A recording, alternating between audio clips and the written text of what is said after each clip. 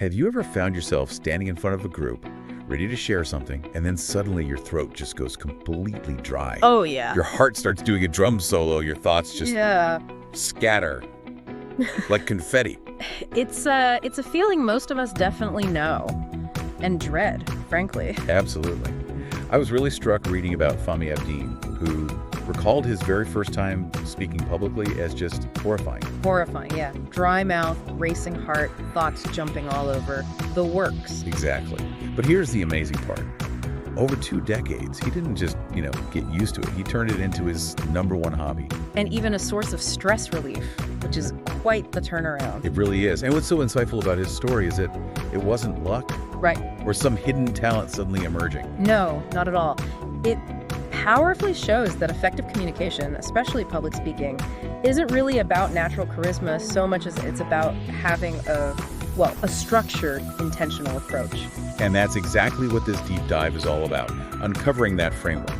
The core requirements for you to become a truly effective communicator, no matter where you're starting. Precisely. And we're digging into Fahmy Abedin's fantastic article, 40 Questions for Effective Communications. Our mission here is really to give you a shortcut, a way to grasp these pillars of great communication. Think of it like a checklist, but more powerful. A diagnostic tool, maybe, to check your own performance. Yeah, and guide you toward becoming, an outstanding presenter. These aren't just tips, it's a system for continuous improvement. A systematic approach. So let's get into it. Okay, so when we look at Abedin's journey, from that initial dread to actual enjoyment. It really seems to start with what he calls the foundation, getting ready for impact.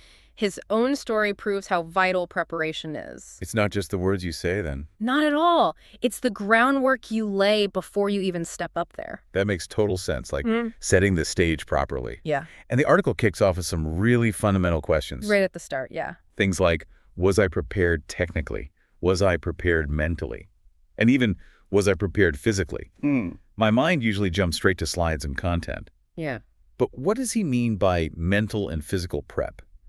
Beyond just, being healthy. That's a great point, because these are often the hidden issues. For Abedin, physically prepared isn't just health, it's managing your energy, your posture, even your breathing. That can hugely impact your presence, your inner calm, and mentally prepared. That's more than knowing your stuff. Right. It's anticipating questions, visualizing success, mentally walking through the flow. People often skip these because they're so focused on the what. I can see that. And then he has the logistical stuff. The crucial stuff. Did I get there early? Did I set up on time? And did I dress properly? These seem minor, maybe. But I guess they add up. They really do. If you neglect them, they can chip away at your confidence. Yeah. And they subtly affect how the audience sees your professionalism. Little things making a big difference in how you feel and how you come across. Okay. And then he shifts brilliantly, I think, to setting the stage with the audience. Yes, the interaction piece, right from the beginning. Did I meet the participants? Did I break the ice?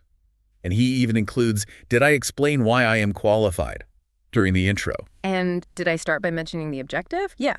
That meeting participants bit. Sometimes it feels like just small talk. Is there more to it? Oh, absolutely. The deeper purpose is building rapport, but also gathering intelligence about your audience. Intelligence gathering, okay. Exactly. When you chat beforehand, you're not just being friendly. You might pick up on their energy, their mood, maybe a specific concern. The kind of pre-read of the room. Precisely. It helps you adjust your delivery on the fly. And breaking the ice isn't just for laughs. It lowers barriers, makes people more receptive. And the qualifications and objectives. That builds instant credibility. It manages expectations, basically, setting a clear contract for the time they're giving you. So for you listening, think about which of these first steps you might tend to rush past. Yeah, are you really connecting with the room before you launch into the content? Because these aren't just niceties, are they? They're foundational for your own confidence and for building that connection right away. Absolutely foundational. Which leads us nicely into phase 2 once that foundation is solid. Right. Crafting and customizing your message. This is where it gets really interesting, moving beyond just having information. To figuring out how to make it land with this specific audience. Exactly. And Abedin gets really granular here about the delivery itself. Visual aids, for instance. Yes. He asks, did I use visual aids properly and logically? Were they clear? And a great one. Did I use charts, graphs, pictures when necessary? When necessary is key, isn't it? It really is. The point is, every visual needs a purpose. It should simplify, not just decorate or add noise, like a clear window, not busy wallpaper. God, I've seen so many cluttered slide decks.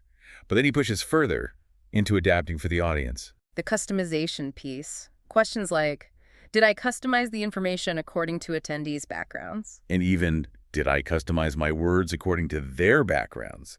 That feels like where a lot of presentations fall down. It's a common pitfall. What's the usual mistake there? Well, often it's either oversimplifying, almost talking down to people. Or the opposite, yeah. Still talking over their heads, assuming knowledge they don't have. Right. And Abdeen's point isn't just what you say, but how you get them involved. Exactly. He asks, did I use exercises when needed? Examples, demonstrations. Did I let them practice? If it's that kind of session. It's all about active learning, not just passive listening. And then there's that critical question, often missed. Was the information transmitted too much or too little? The Goldilocks principle for content. Sort of. It's not just about time, but about how much the audience can actually absorb. Too little might leave them wanting, sure, but too much, that just guarantees overload. Information indigestion. Precisely. The art is in getting the portion size just right. So for you listening right now, how often do you really tailor your message like this? Do you think about their backgrounds, their learning styles? These questions really help avoid that one-size-fits-all trap. They push you to customize your deep dive for them. It's a real game changer. Totally. Which brings us to phase 3. This is where you, the speaker, become the main focus. You as the most powerful visual aid. Exactly. And how your interaction shapes the whole thing, your presence. Okay, this gets into those powerful, sometimes subtle communication elements. Abdeen asks about nonverbals. Did I use body language effectively? Eye contact effectively? Did I move around when needed? Facial expressions. What's a common body language mistake people make, maybe without realizing it? A very common one is closed body language. Crossed arms, hands jammed in pockets, maybe gripping the podium for dear life. Guilty sometimes. We all do it. But it can signal defensiveness or discomfort, even if you don't mean it to. Simple, open gestures, relaxed eye contact, moving with purpose that conveys confidence. It's not about being theatrical, just intentional. Intentionality is key. And it's not just the body, it's the voice, too. He asks, did I use my voice effectively? And did I use action words? Action words, like verbs. Strong verbs, yeah. Think, we launched the project versus we started the project. Action words inject energy, clarity. Your voice is an instrument. How you use it matters. Okay. And then the article really dives into dynamic engagement, creating a real conversation. Moving beyond the monologue, questions like, did I ask questions regularly, effectively? Did I encourage feedback? Yeah. And importantly, did I listen effectively? That's harder than it sounds, especially when you're on. You're absolutely right. It's so easy to be thinking about your next point instead of truly processing what someone's saying or asking. Then there's, did I answer effectively? Did I control the session? And I like this one. Did I encourage sharing between participants? Yes. That fosters peer learning and makes it much more collaborative. Abdeen's focus here is that shift, moving from speaking at people to communicating with them. A genuine two-way street. Creating a space where the audience feels heard, feels involved, like active participants, not just receivers of information. So a question for you listening. Yeah. Are you just delivering info, or are you building that dynamic interaction, like Abdeen learned to do after that initial horrifying start? It's a crucial distinction. All right, so we've covered preparing, crafting the message, engaging the audience. What about bringing it all together, phase 4? The full circle. Structure, energy, and that critical step. Post-session growth. This is often where the good separate from the great. How so? What does Abdeen focus on here? Well, things like session flow and energy. Was the sequence logical? Seems basic, but easily messed up. True. Did I summarize frequently?